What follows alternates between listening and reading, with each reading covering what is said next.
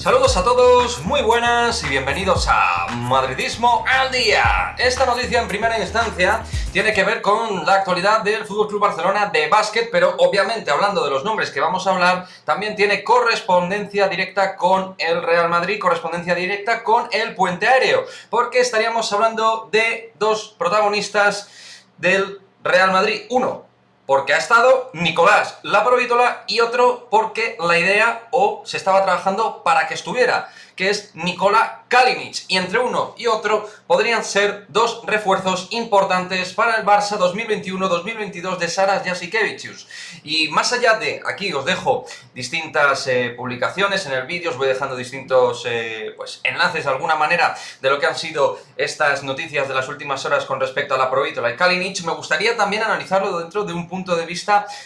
valga la redundancia, analítico, y de lo que pueden aportar y si considero veraz estas informaciones que se están marcando. Y quiero decir que, así, de primeras, una me encaja mucho y la otra me encaja poco. ¿Qué es lo que me encaja mucho? Nikola Kalinic. ¿Y por qué me encaja mucho? Obviamente, porque se va a tantear su posibilidad de equipos que compitan en Euroliga por un jugador nivel Euroliga. Se hablaba primero del Madrid y ahora del Barça, y es un jugador nivel equipos de Euroliga, pero en particular en el caso del Barça me encaja por la salida de Víctor Claver, que por cierto podría estar cerca de jugar en el Valencia Basket y volver a su casa, y de esa manera, más también la posibilidad de que salga Adam Hanga, con el cual Jasikevičius no cuenta, pues por supuesto la idea de que el Barça fiche a un 3 consolidado y con nivel titular tiene bastante sentido. Y en el caso de Nicolás Laprovítola,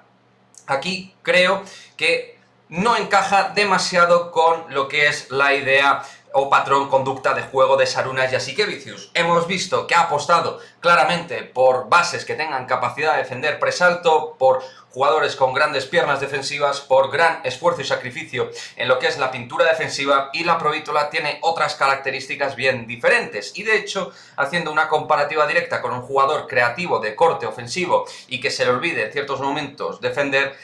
hablando en este sentido de Thomas Hurtel, pues vimos que Jasikevičius no contó finalmente con él y que tuvo que salir, más allá de que dispuso de minutos, finalmente fue un jugador que tuvo que salir, y el Barça buscó opciones en Leo Westerman y luego finalmente apostó sobre todo por Bolmaro, porque Westerman fue absolutamente testimonial, pero ambos dos bases que pueden defender bastante bien. Entonces, lo de Laprovítola, no sé si es idea de la gente de intentar buscar buenos postores a la hora de fichar a su jugador, pero a nivel táctico y de juego no me encaja con el ideario que ha marcado esta temporada Saras Jasikevičius, y en el caso de Kalinic, como digo, sí que me encajaría. Y esto tendría también un problema con respecto al Real Madrid, porque ahí a lo mejor sí que el Real Madrid, si tiene interés en Nikola Kalinic, va a tener que competir con un club que desde luego dinero parece que le sobra. Ya lo estamos viendo, con Stanley, la renovación de Corey Higgins, jugadores que se están rumoreando al margen de Nikola Kalinic, etcétera, etcétera, etcétera. Y aumento de Mirotic, que va a aumentar también su nómina esta próxima temporada. Veremos qué es lo que pasa, pero dos nombres propios con aroma blanco, uno por lo que fue jugador del Real Madrid las dos últimas campañas, Nicolás Laprovítola, y otro porque podía o pueda aún serlo de cara al Real Madrid, Nikola Kalinic.